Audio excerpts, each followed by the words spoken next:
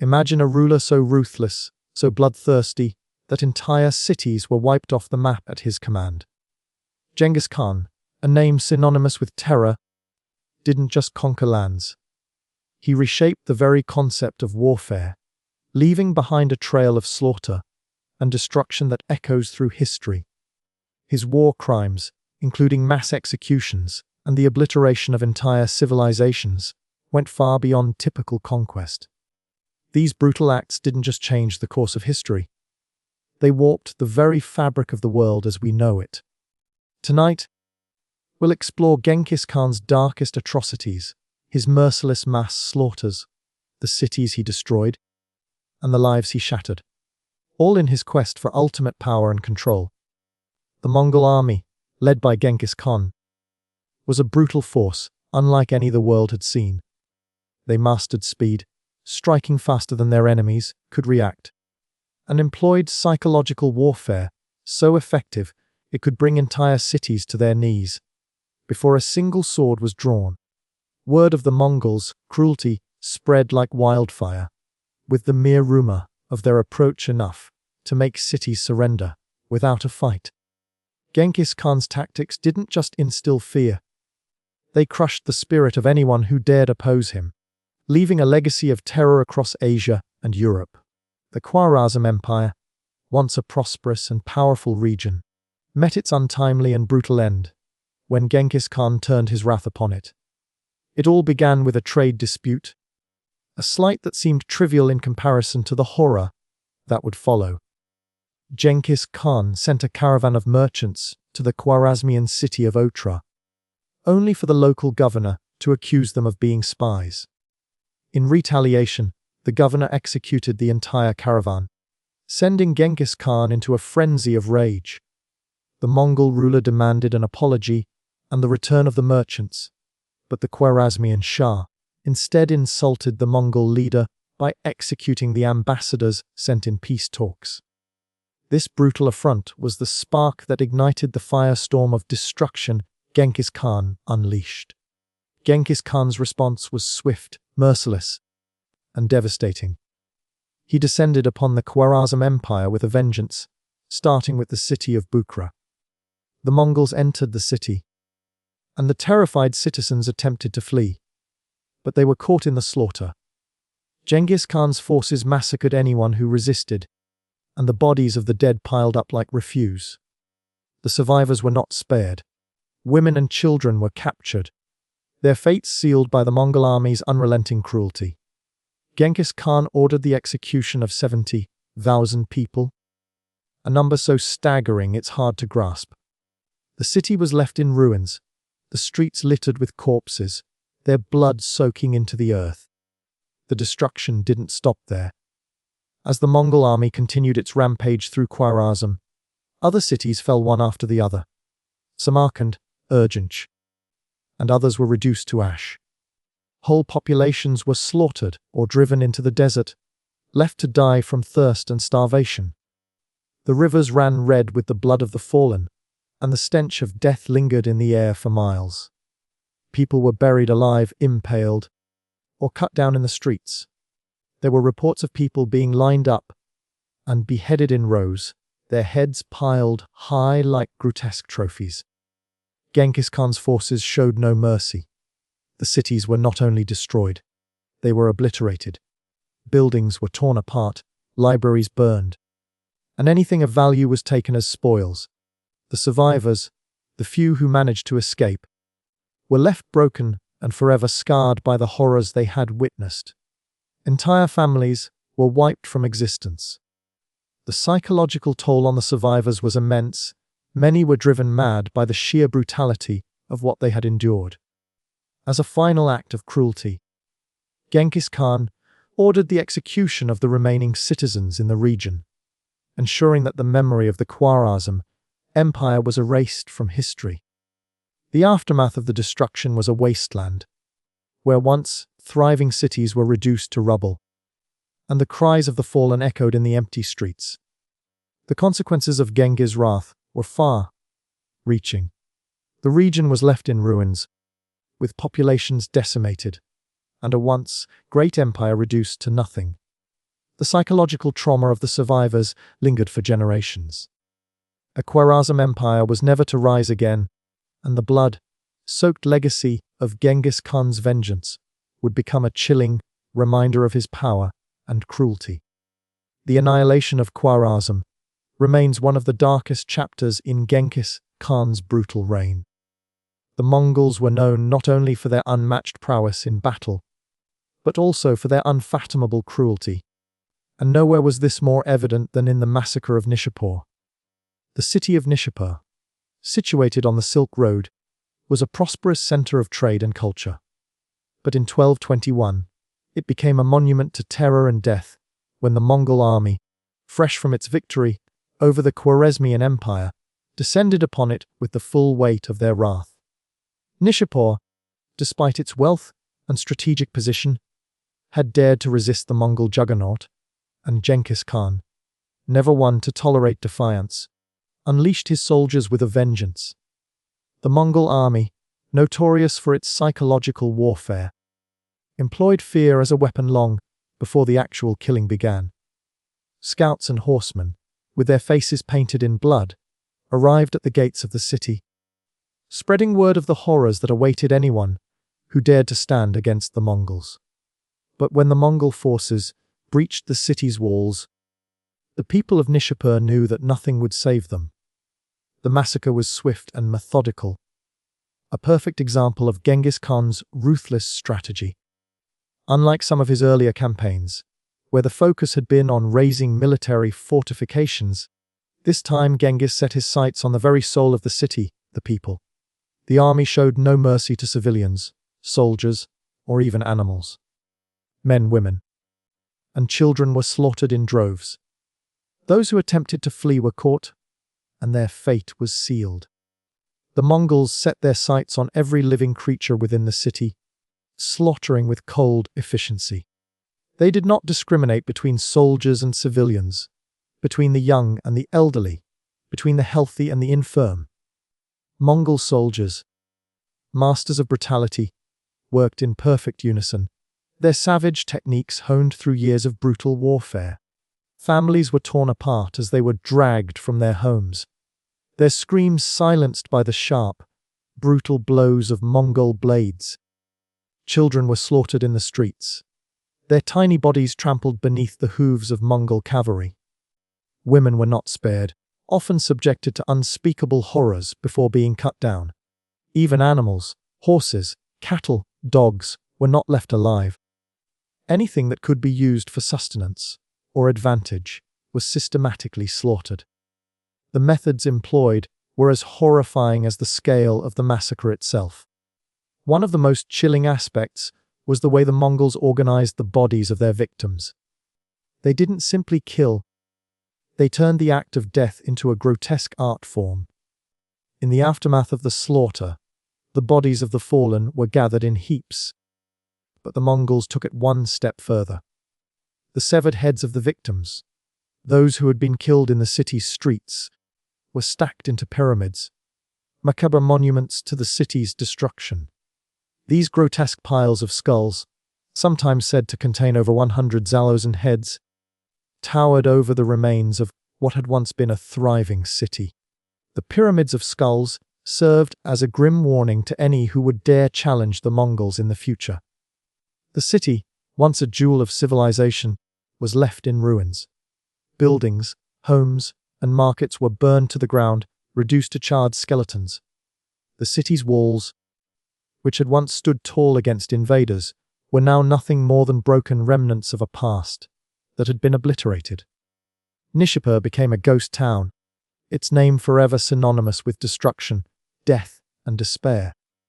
The blood that soaked the streets was so thick that it seemed as though the earth itself had absorbed the horror. The very soil of Nishapur, according to some accounts, turned red with the blood of its victims. In total, it's believed that over 1 million people were slaughtered during the Mongol invasion of Nishapur. Men, women, children, none were spared. The scale of the carnage was incomprehensible, a brutality that stretched beyond human understanding. And even as the last of the screams faded into silence, Genghis Khan's army moved on, leaving nothing but death and devastation in their wake. The massacre of Nishapur serves as one of the darkest chapters in the tale of Genghis Khan, a reminder of the brutal nature of his conquests. It wasn't just about the killing. It was about sending a message, one that resonated through the ages. Resistance to the Mongols meant annihilation. For those who survived the massacres, the very mention of Genghis Khan's name would be enough to send shivers down their spines, for they knew all too well that the Mongols didn't just conquer. They destroyed, they decimated, they erased everything in their path. The aftermath of Nishapur was a stain on history, one that would forever linger in the minds of those who witnessed the slaughter. It wasn't just the death toll, staggering as it was the way the massacre unfolded with such brutal precision, with such terrifying efficiency. It was the cold, calculating method by which the Mongols destroyed not just a city, but a people. And as the survivors looked upon the ruin that was once their home, they knew that nothing, not even the very earth beneath their feet, would ever be the same again. The siege of Baghdad in 1258 marked one of the most brutal and catastrophic events in the history of warfare, leaving a deep scar on the city and on the Islamic world. Baghdad, a city that had once been the heart of the Islamic Golden Age, a beacon of culture, knowledge and prosperity, was about to be obliterated by the Mongol hordes. Under the command of Hulagu Khan, Genghis Khan's grandson, the Mongols descended upon the city with the same relentless fury they had brought every other target in their path. What followed was a scene of unimaginable horror, one of the darkest chapters of Mongol conquest, where the city's walls were breached and its people drowned in blood. The siege began in January 1258, as Hulagu Khan's forces surrounded the city, cutting off all avenues of escape and supplies. The Mongol army, already infamous for their siege tactics, came prepared for the brutal destruction that was about to unfold. Baghdad, once a proud metropolis that had been the seat of the Abbasid Caliphate for centuries, had long been a symbol of Muslim intellectual and cultural dominance. Scholars, philosophers, scientists, and poets had all thrived within its walls. But this vibrant center of learning and culture would soon find itself at the mercy of an enemy with no regard for the treasures of the mind. As the Mongol army set up their encirclement, they began bombarding the city with catapults and trebuchets, launching fireballs and deadly projectiles into the heart of Baghdad. The city's defenses, weakened by internal strife and political instability, couldn't withstand the sheer force of the Mongol onslaught. As the walls were breached, the Mongols surged into the city like a tide of death, carrying with them a wave of slaughter that would last for days. The horrors that followed were swift and horrifying. The Mongols had no interest in sparing anyone. Civilians, soldiers, and anyone who could be found within the city were slaughtered without mercy. Those who tried to flee were cut down in the streets, their bodies left to rot in the gutters. The blood flowed so freely that it is said to have formed rivers in the streets. The Mongols executed mass killings on an unimaginable scale. Thousands upon thousands of Baghdad's citizens were rounded up, forced into mass executions, and slaughtered by the sword, spear, and arrow. Some accounts tell of entire families being herded into the Tigris River, where they were drowned in cold, bloody waves. Soldiers, who had once fought to defend the city, fared no better. The Mongols, who were unmatched in their skill at siege warfare, took particular pleasure in inflicting pain on those who had once considered themselves the defenders of Baghdad. The captured soldiers were not merely executed. They were often tortured, mutilated, or used for cruel purposes by their captors. For the Mongols, the act of killing wasn't just about death. It was about humiliation, terror, and the systematic breaking of resistance. But the physical carnage, though horrifying, was only one part of the horror. The real tragedy of the siege of Baghdad was the cultural and intellectual devastation that followed. Baghdad had been the cradle of learning for centuries, home to the famous House of Wisdom, where scholars from all corners of the Islamic world had gathered to translate, preserve, and advance the knowledge of the ancients. The city had been the intellectual heart of the Muslim world, with a rich tradition of art, science, philosophy, and literature. But when the Mongols entered, all of that was wiped away in a tidal wave of destruction. The House of Wisdom itself, a vast library of knowledge, was one of the first targets. The Mongols destroyed it utterly, burning the scrolls, manuscripts, and books that had taken centuries to accumulate.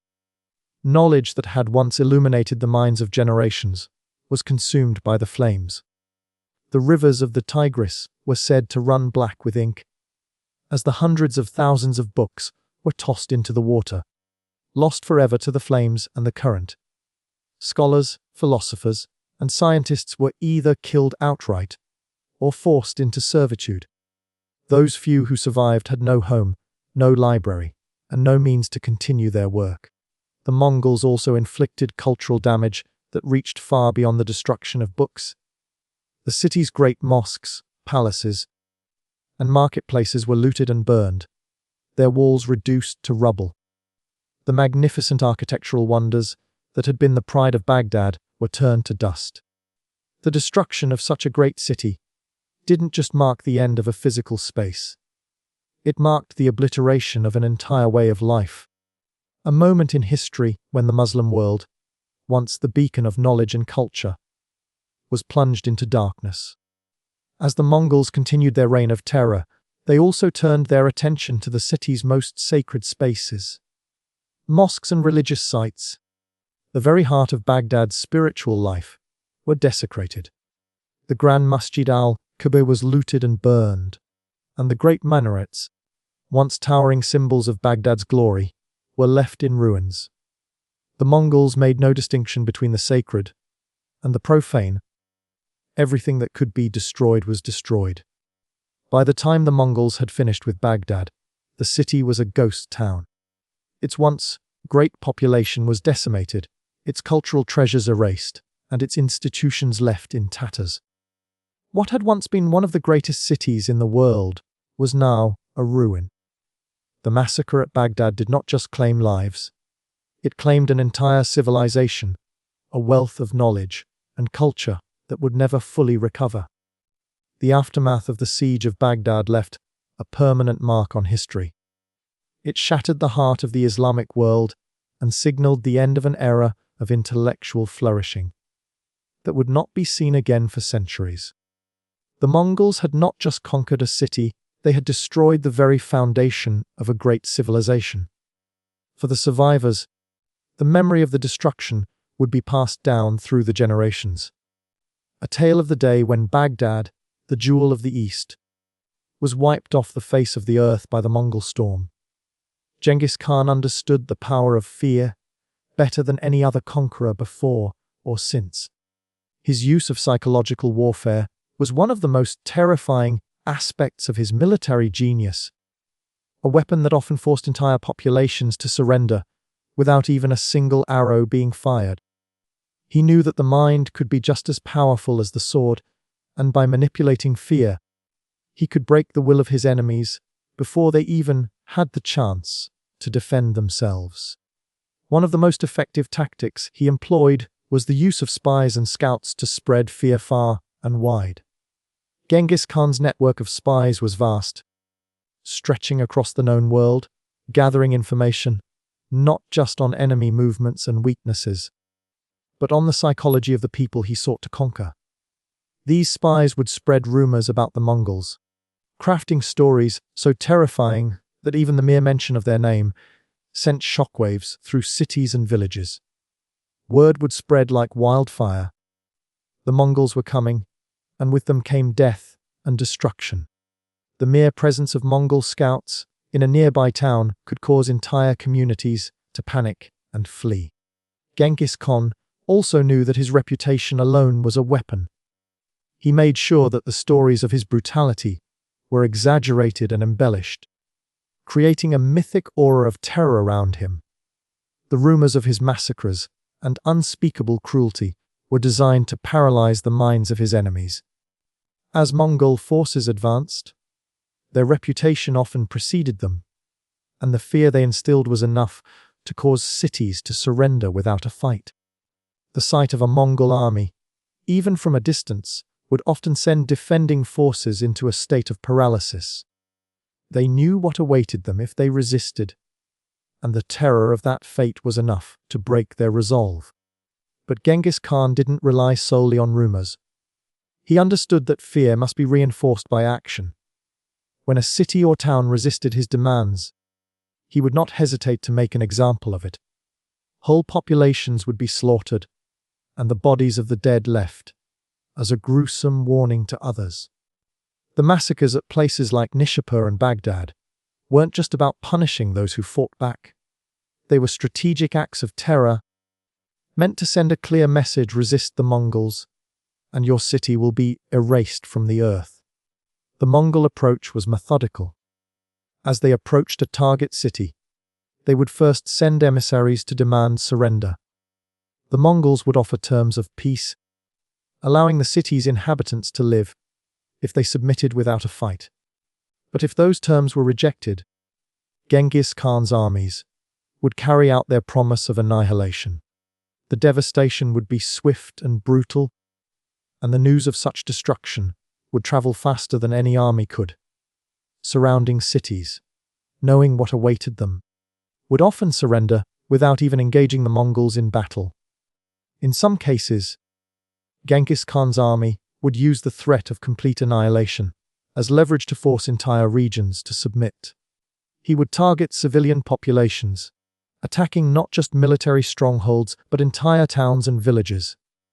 The logic was simple: break the spirit of the people by showing them that resistance would cost them everything.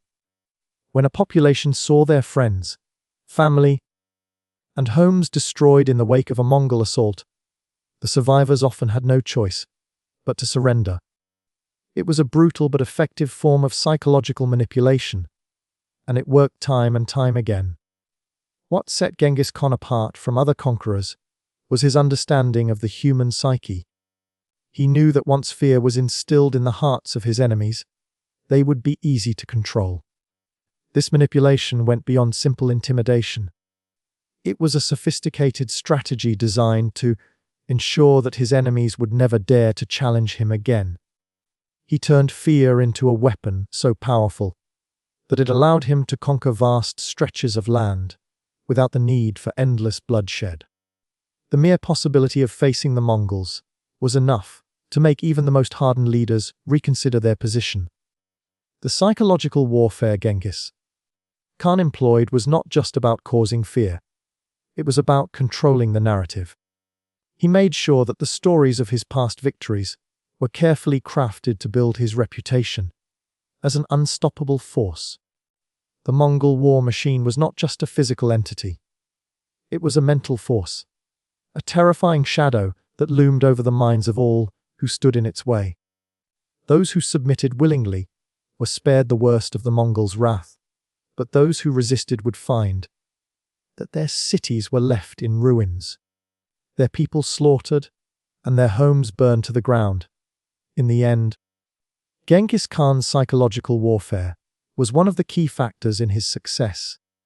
It allowed him to conquer cities and empires without ever having to fight a battle. The fear he instilled in his enemies gave him the ability to dictate terms and impose his will upon the known world. And in the process, he created a legacy of terror that would live on long after his death. As Genghis Khan's empire grew, so too did his paranoia, eventually leading him to purge anyone he saw as a threat, even those who had been his most trusted allies. This growing suspicion, fueled by a deep fear of betrayal, would stain the latter years of his rule with a series of violent purges that tore apart his own inner circle. In the early stages of his conquests, Genghis Khan was known for his ability to inspire loyalty and devotion among his followers. He treated his generals and advisors with respect, even though his methods were brutal because he understood that loyalty was essential for the survival of his empire.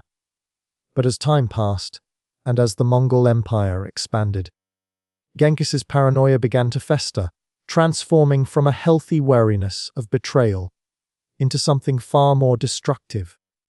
His paranoia wasn't without cause. Throughout his life, Genghis had faced constants from within and outside his own ranks.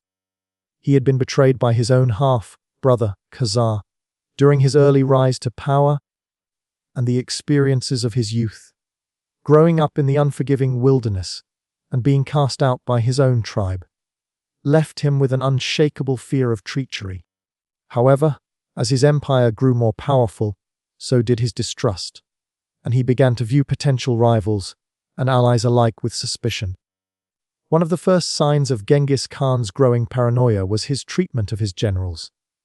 Men who had once fought alongside him, building the Mongol Empire with their blood, sweat, and loyalty, found themselves executed or sent into exile if they were even suspected of disloyalty. One of the most famous examples of this was the execution of his general, Jabi, a brilliant strategist who had played a key role in several successful campaigns.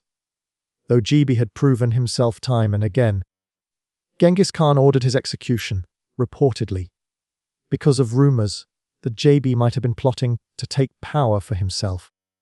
Jabi's death sent a chilling message to the other generals. No one, not even the most trusted men, were safe if Genghis suspected them of disloyalty. But the purges didn't stop with his military commanders. Genghis Khan turned on his advisors as well, executing those who had once been close to him, even if they had done nothing to deserve such a fate. His chief advisor, the wise and respected physician, Muhammad, was executed under mysterious circumstances, likely because Genghis believed that Muhammad had been involved in a conspiracy against him. The loss of such trusted advisors was not just a personal blow. It was a blow to the stability of the Mongol Empire itself, as it created a power vacuum and left key positions unfilled or occupied by men who were seen as loyal but unqualified. Perhaps the most heart-wrenching aspect of Genghis Khan's paranoia was how it affected his family. While he had once placed his faith in his sons and other close relatives, the fear of betrayal reached even his own flesh and blood.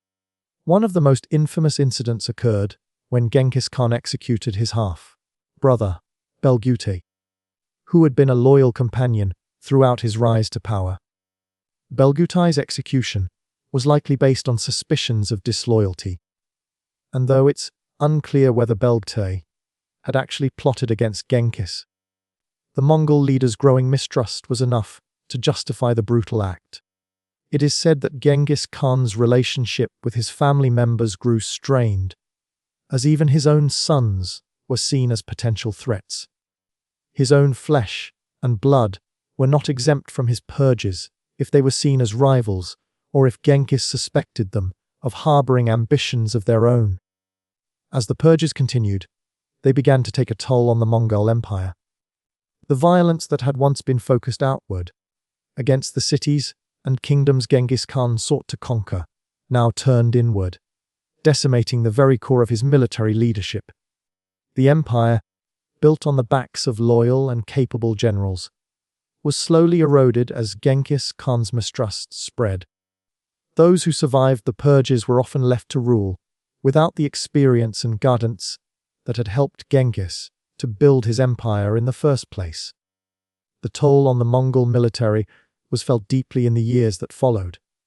Genghis Khan's most skilled and experienced commanders were dead, and those who replaced them were often young and untested. The Mongol army, once an unstoppable force, began to lose its cohesion and strategic brilliance. The internal strife caused by Genghis Khan's purges also weakened the political structure of the empire. His empire, held together by fear, bloodshed, and an iron fist, was now threatened by the very forces of paranoia and distrust that had once strengthened it. Despite the personal cost, Genghis Khan's paranoia continued to grow. He withdrew more into himself, surrounded by a few select loyalists who would never question him. This mistrust even extended to the Mongol women in his life, with reports that he had some of his concubines and wives executed if they were accused of being involved in plots against him. His later years were marked by a growing isolation, as he became increasingly obsessed with potential threats, both real and imagined. By the time of his death in 1227, Genghis Khan had purged nearly all of his former allies. The empire he had built was vast, but it had been scarred by the internal conflicts that had erupted from his own fears. His paranoia had torn apart the very foundation of his rule, leaving the Mongol Empire fractured and vulnerable. In the years that followed his death, the empire began to splinter as his sons and grandsons, left to rule without the unifying strength of their father, struggled to maintain control. Genghis Khan's legacy, then, is not just one of conquest and terror, but also one of self-destruction. His ability to build an empire of unparalleled power was matched only by his ability to destroy it from within, as his paranoia drove him to eliminate anyone who could pose a threat. His violence, once focused outward toward enemies, ultimately turned inward, leaving behind an empire that was, in the end, as fragile as the trust that once bound it together. Genghis Khan's pursuit of power was defined by brutality and fear, leaving a dark mark on history. His empire, built on bloodshed, terrorized entire populations and erased civilizations. The toll of his war crimes was immense, not just in the lives lost, but in the cultural and intellectual progress that was wiped out in the wake of his conquests. His paranoia even led him to purge those closest to him, weakening his empire from within. Genghis Khan's legacy is a chilling reminder of how far humanity can fall when cruelty and ambition go unchecked. His war crimes serve as a stark warning of the cost of unrestrained violence and the destruction it leaves behind. Genghis Khan's empire was built on blood, fear, and a relentless thirst for power. His war crimes left a scar on history, reminding us how far humanity can fall when cruelty knows no bounds. History is dark, and we must remember it.